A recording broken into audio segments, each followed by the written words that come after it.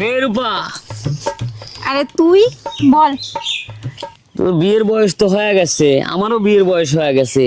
এভাবে খালি মোবাইল টোবাইল টিপলে হইব? বিয়ে শাদী করতে হইব না? তোর আরো কথা, আমার একটা বড় বোন আছে না?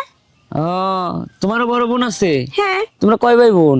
6 ভাই বোন। 6 ভাই বোন। তোমার নাম্বার কত? ওই যে বাংলা লিঙ্ক নাম্বার।